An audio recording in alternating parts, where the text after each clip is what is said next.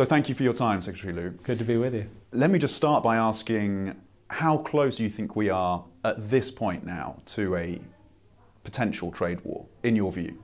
Look, I think it's very important for the U.S. and China to find ways to work together where we have common interests, and for the U.S. to press hard where we have disagreements, particularly in terms of open markets, but also in terms of practices like protection of intellectual property and the like. Conflict is not going to resolve a lot of those issues, so finding ways to keep pressure on but to constructively engage is important. I think that we did that through the administration I was part of and the prior administrations of two parties, where we put an enormous effort into building those relationships, pressing hard on things like currency management, pressing hard on open markets. These things don't just happen by having leaders get together. It happens by having teams engage and press hard on the issues.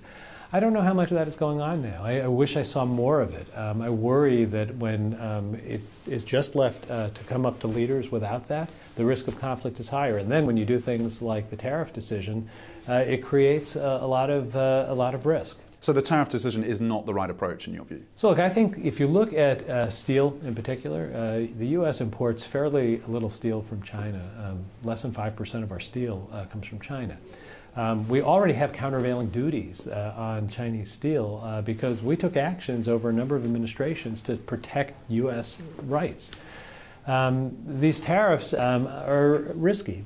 You asked me about what it means for U.S.-China. It's much bigger than that.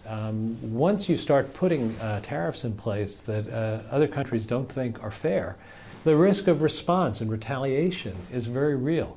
What the world does not need is a trade war. The world needs to engage on these issues. And I'll give you an example. When we came to China more than a dozen times when I was secretary, we pressed hard on these issues and we made progress in currency. We were starting to make progress on excess capacity in steel and aluminum. What China needs to do is to shut down excess capacity.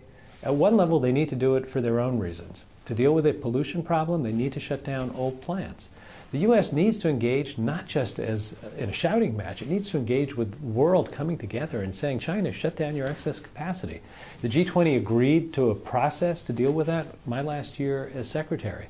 I hope that process goes forward. Right now, I think we have to worry about the world saying, hold on, the United States may not be doing the right thing. So the Trump administration would obviously reply that that polite dialogue didn't work. It didn't really move the dial, and that there is a need to draw a line in the sand, and that the pressure that they've been exerting is now seeing China bend to some degree. Do they have a point, at least, on that? Well, I think if you look at the experience we had engaging, it was not without pressure. There were many threats that there would be actions. There were actions taken, things like countervailing duties.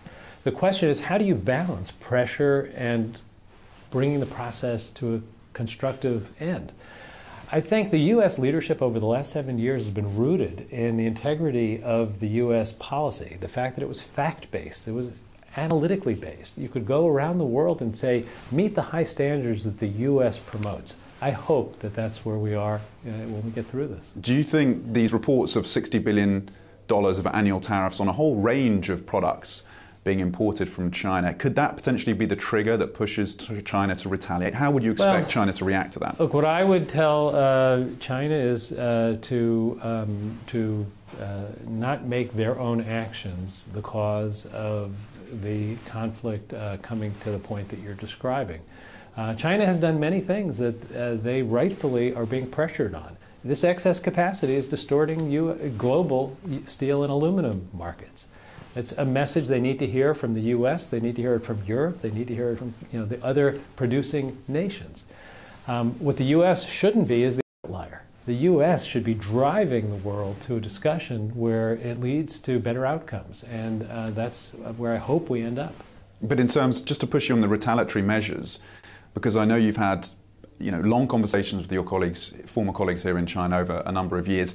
Do you think they are prepared? Do you think they do have a list up their sleeves of retaliatory measures? And at what point might that step into play? I think we have struggled to open markets in China. Whether it's financial markets, markets for services, markets for products like agricultural products.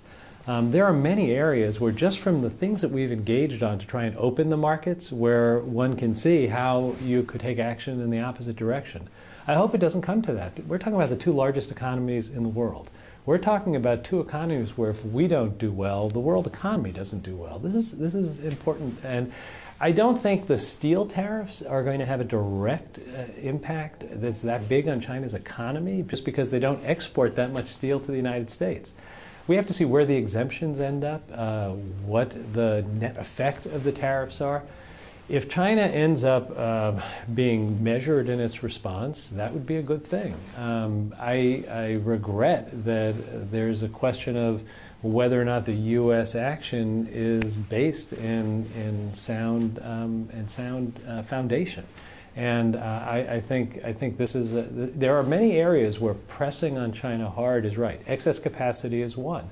This tariff decision does not seem to me to be particularly well targeted. Well, talking of targeting, how do you craft tariffs, should you want to target China, given the complexity of the supply chains now? Well, look, I think that targeting actions that are violating international law, international agreement, are entirely legitimate. If there's dumping going on, having countervailing measures is a legitimate response. Putting a global tariff on steel and aluminum is not a particularly targeted approach. We're seeing the exemptions now start to build up. I mean, the idea that there was a national security reason for the U.S. to put a tariff on Canadian steel didn't make sense. I think our European allies are asking the same thing. This is a bigger question than just U.S.-China. This is a question about the U.S. place in the world. I mean, we have, for the last 70 years, had an alliance system with Europe and with Asia where our allies around the world could rely on us being the protectors of the rule of law. I worry that policies that weaken our leadership in the world have much bigger consequences than even what is the retaliation and the tit for tat. Clearly, if you look at the history of trade, retaliatory actions can spiral out of control. I hope we don't get there on this. The world has to kind of take a deep breath and respond in a measured way, but the United States also has to ask itself, are we taking actions that are going to accomplish the outcome or open up new risks? So I think it's a risky moment. I can't sit here today and predict I know the outcome. There's a lot of conversations going on in capitals around the world as to what the right response is. But we're closer to that point where you're seeing potentially a breakdown of that global order, given what we've heard from the Europeans and the Canadians. I was proud to represent the United States in international bodies where we promoted living by the rules that we helped to write. In terms of the U.S. businesses that have a lot of China exposure, which ones are most at risk should the Chinese feel that their hands are tied and they have to push back in some way? Well, I really don't want to get into kind of predicting specific tit-for-tat responses. You look at the trade flows between the United States and China, they're quite substantial. We focus often on where our industries are being hurt, but there are also raw materials, agriculture, services, where there's quite a lot of export. One of the things that you have to also remember is that these policies that are now being put in place to run enormous deficits in the United States is going to require a lot of international borrowing. And with that international borrowing, that's going to affect the balance of financial flows. That is going to give an appearance of China widening a financial flows trade deficit, when in fact what will be happening is the U.S. debt will be more and more financed by international borrowings.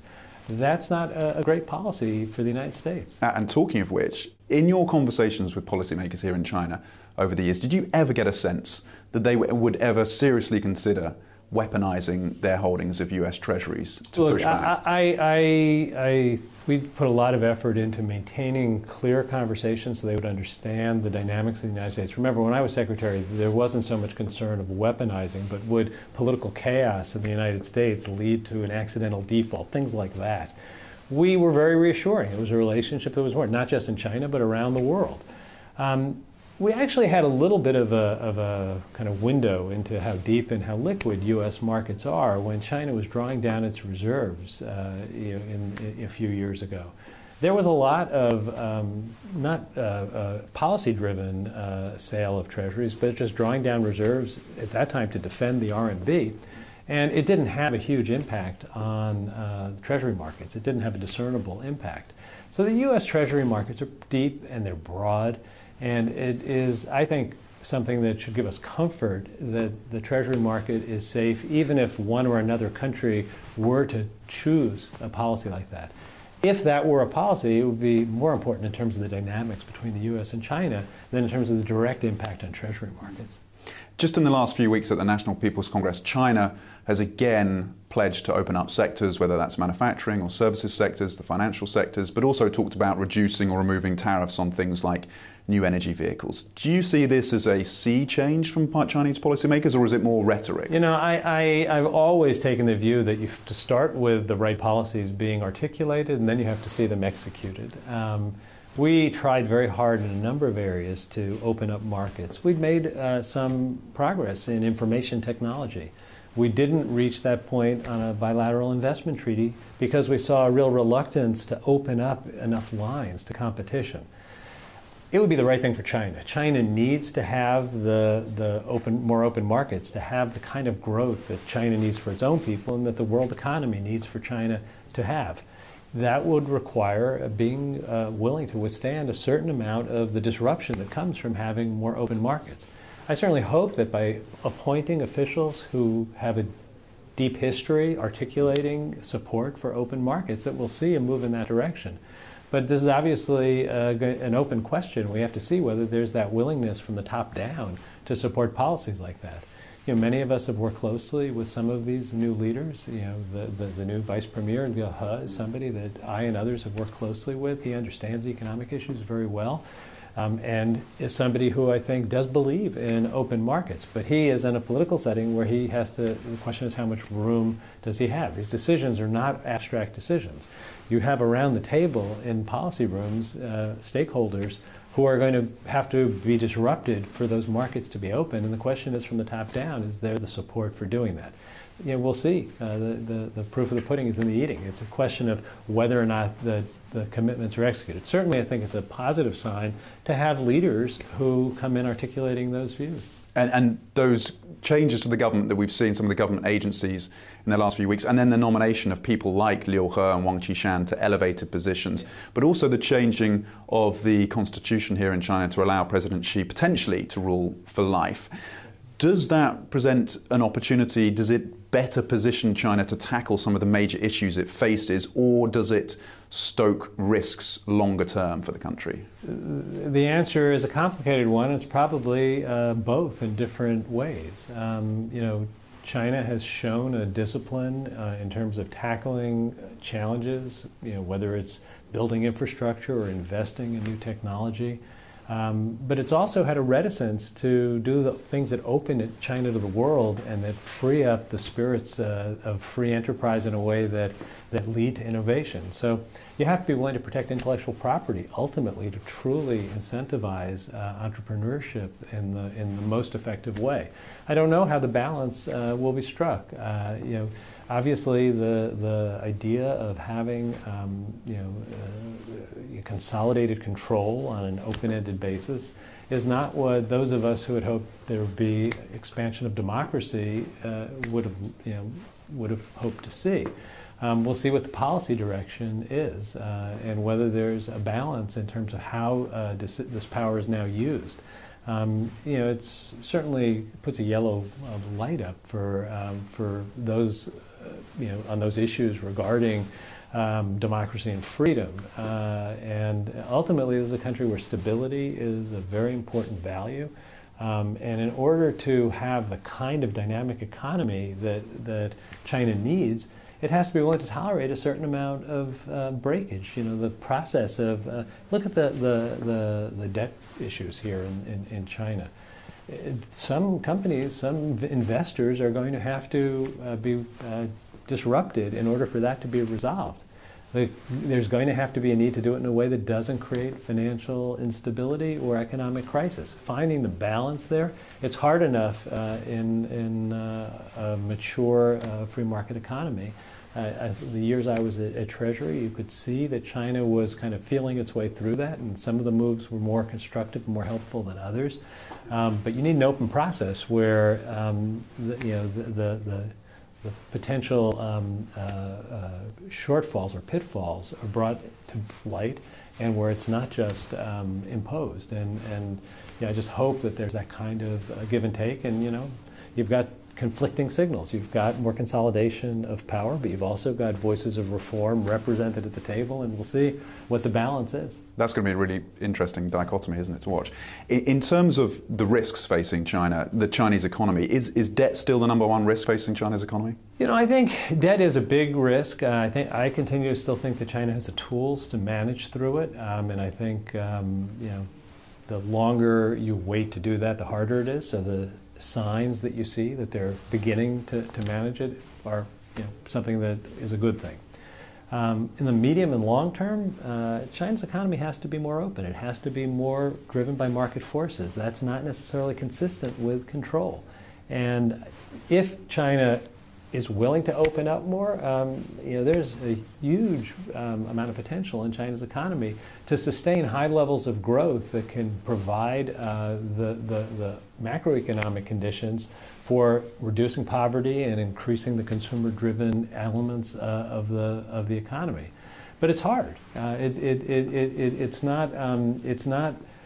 You've got an economy and a social and political structure that are built around heavy industry, and moving to a more consumer-driven economy is inherently disruptive, but it has to happen. I for years have thought that people who predict dramatic collapse in China are wrong. You see that those predictions when there's any economic indicator or market indicator that goes awry. There's capacity here to deal with it, but it's not infinite, and it requires staying on a reform program. And the lead up to this party Congress saw kind of a bit of a timeout on some of those things, and we'll see where it goes. It could go either way. I certainly hope that it moves in the right direction. Certainly from a U.S. perspective, there's a lot of opportunity to invest in China. There's a lot of opportunity for U.S.-China economic relations to lead to mutual benefits, but only if China lives by the rules and plays by the rules, and only if the U.S. does the same. You talked about your role in trying to encourage policymakers here to allow the market to play a greater role in the yuan. Would you like to see China taking more aggressive steps to liberalize the currency? So I think that it is very important for China to continue to move in an orderly way to more market-oriented currency policies. It's been important, for China to intervene as it has to defend the RMB, because if you saw a devaluing of the RMB when going through this process, that would have led to more conflict and more reduced the purchasing power in China and led to not good outcomes. We have to see when there's upward pressure on the RMB, are they willing to let that happen? There have been some mixed signals. There's a new governor at the People's Bank of China, somebody who's very well familiar with the views around the world on these issues, someone we engage with closely. Again, we have to see, how the decisions are made. In terms of the US, you've got growth that's looking like, according to Bloomberg surveys, we might be hitting 2.8% by the end of the year. We've got, obviously, low unemployment. We've got pretty tepid wage growth.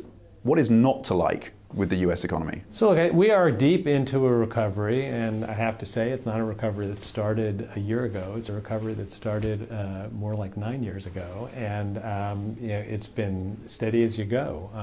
There's not any obvious reason for the recovery to just time out. It's not like we've seen the gangbuster growth that drives inflation rapidly.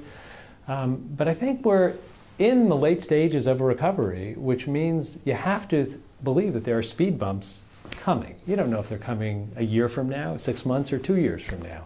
But the future has to have a speed bump in it. And I worry that what we're doing right now is going to make it more difficult to manage when we hit a speed bump. For example, right now, there's an experiment throwing $2 trillion of debt onto an economy in full employment to pay for a tax cut that's going to be deficit financed, spending that's going to be deficit financed.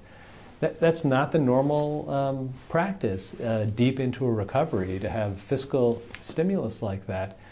That is coming at a time when the Fed is appropriately managing a return to more normal interest rates and more normal policies in terms of quantitative easing.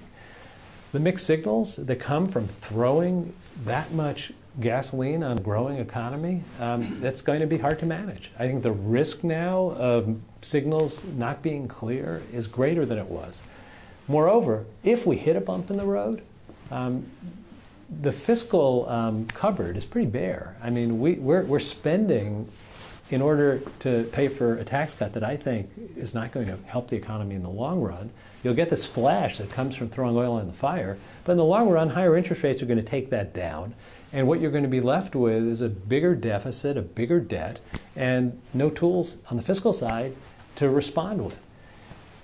Monetary authorities, one of the reasons you want to return to normal is to have the capacity to step in when you have a need to. So this is a dangerous experiment, I think. In terms of the kind of political drives in the United States, I worry that a tax cut that will deepen inequality is not going to solve the problems of people who were kind of drawn to populism of the right and left in the last election. It's a very cynical response to those concerns.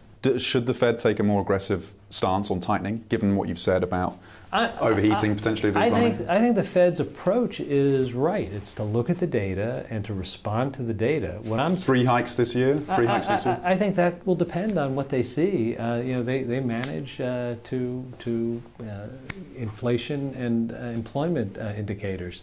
As long as they are seeing the signs that it's appropriate, I think they'll continue to move. If the signs change, I believe, take them at their word. I mean, the new chair of the Fed, Jay Powell, is somebody who's I've got deep respect for, and I think is going to do what his predecessors did, which is really base it on what's happening in the economy, not come in with a preset view. What I'm saying is that the confusion that comes economically from having this burst of stimulus at this moment makes it a very challenging task to read those economic tea leaves at a moment when it really matters. So the Bloomberg dollar index was down 8.5% last year. It's down 2.3% this year. The markets appear to be pricing in more dollar weakness. Are they right to do so, or are Fed hikes and stronger growth going to put a support level under? Are we going to see a reversal in the greenback's fortunes, do you think? I think when you look at the dollar, you can't just look at the dollar in a vacuum. It's part of a global economy. When I was Treasury Secretary, the problem we had, and one of the reasons that the dollar was so strong, even though the U.S. economy didn't feel so great sometimes, is that the rest of the world's economy was weaker. But now you see Europe doing better, you see Asia doing better, Japan and China are doing, Japan's doing better, China didn't do badly, they're sustaining the kind of growth rate that they'd predicted. I think as you see other economies strengthen, it's naturally going to equilibrate some. I always root for the U.S. economy. I think you've got to think that a strong U.S. economy, and if the U.S. economy is stronger than other economies in the world, the dollar gets stronger. The world could badly needed to see more even growth. I mean, the entire time I was at Treasury, you would have kind of thought it was a good day if you saw global growth at the kinds of levels that we're seeing now. So I think you have to look at the dollar valuation not just in a vacuum of the U.S., but as part of the global economy. One of the things that I think is hard to explain is how, with all of the risks in the world today, we've talked about the risk of a trade war. There are risks of conflict that are pronounced in parts of the world that are very real. We're not seeing the kind of normal volatility in markets. When did we see volatility in the markets? We saw it when there was a sign of inflation, the smallest sign of inflation in the United States. I think we have to realize that after a long period of calmness in markets, if something really profound happens that isn't going to go away in a day or two, there could be a kind of reaction to that. So I think you have to look out on the horizon. Yes, it's kind of Goldilocks right now, but there's risks out there.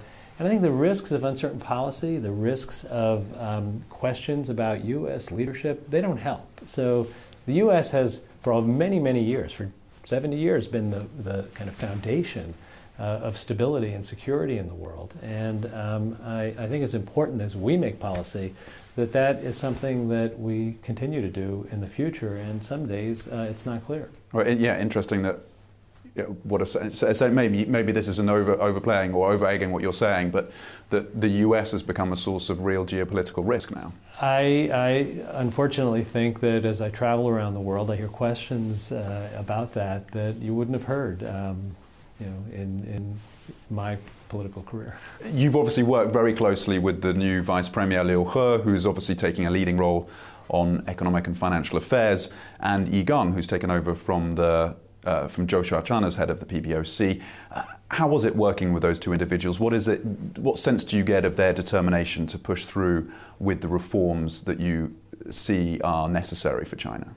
I worked very closely with both of them in their former roles. I have high regard for them. I think that they're both very knowledgeable about the economy, and they understand what China needs to do to have a strong economy, and they understand the global economy.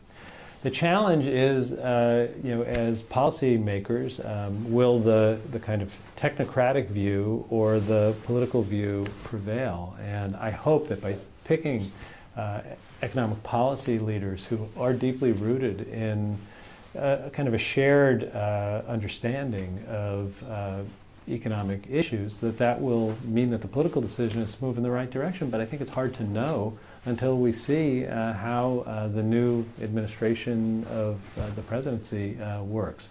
But as individuals, I think they both are committed to reform. I think that they, in dealing with both of them, it was not a question of having to make the case for a lot of the things that we want to engage on. It was really a question of how to talk through, what is the pathway towards doing that in a way consistent with kind of stability in China. They're going to be loyal members of the government that they're part of, and I think that the question will be, what is the decision from the top in terms of the direction for the future.